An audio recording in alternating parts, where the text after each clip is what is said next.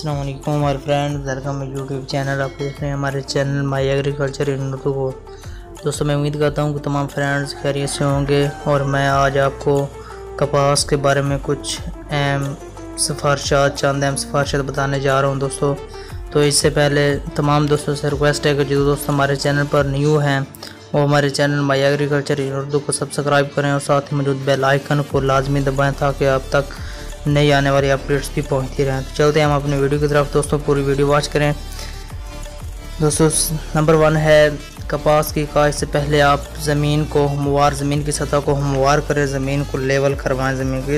इससे आपको जो पानी लगाते हैं उसकी बचत भी होती है और खाद का जो होती है वो भी बराबर यकसा ज़मीन को मिलती है। दूसरी बात यह है कि दोस्तों कपास काश्त से पहले आप ज़मीन का तजिया करवाएँ। उसमें तजियाती रिपोर्ट में जिस खाद की कमी बताई जाती है वही खाद आप डालें दोस्तों।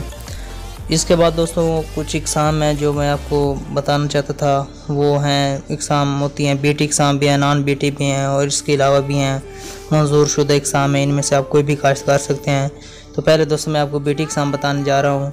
बीटी इकसाम में CIM 632 है, CIM 602 है, CIM 598 है, CIM 599 है, CIM 600 है, CIM 343 है, CIM 663 है। इसके अलावा दीगर मंजूर शुदा इकसाम है। उनमें से IUB 13 है, FH 142 है, MNH 886 है, FH 4000 है।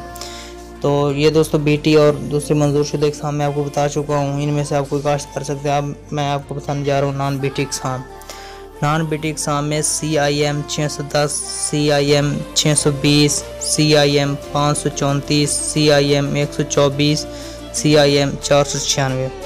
दोस्तों इसके बाद दोस्तों जो कपास हम काश्त करते हैं तो उन पर रस चूसने वाले कीड़ों का हमला बहुत ज़्यादा होता है, तो उनके खिलाफ हमें जहरों का इस्तेमाल करना चाहिए। इसके अलावा दोस्तों जो हम बाकी ईजात होती हैं पिछली फसल की, मसलन गंदम है तो हमने वो कपास काश्त करनी है तो गंदम का जो नाड़ वगैरह होता है उसके मूड होते हैं उनको अच्छी तरह रोटावेटर के ज़रिए या डिस्क एरो के ज़रिए अच्छी तरह मिक्स ज़मीन में कर देना चाहिए और एक बोरी फी एकड़ यूरिया की छटा देकर पानी लगा देना चाहिए ताकि गलने सड़ने का अमल सही हो, तो उससे जलाना नहीं चाहिए दोस्तों। इसके बाद दोस्तों पौधों का दरमियानी फासला जो होता है, पौधे से पौधे का फासला वो 9 से 12 इंच होना चाहिए और फी एकड़ पौधों की तादाद 17,500 से 23,000 तक होनी चाहिए।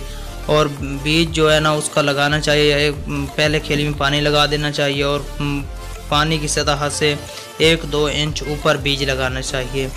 तो यही आपको बताना था फ्रेंड्स। ये आपको मैंने इकसामें बताई, इनमें से आप कोई भी काश्त कर सकते हैं। वस्सलाम दोस्तों, फिर इंशाल्लाह मिलते हैं अगली वीडियो के साथ। अल्लाह हाफिज़।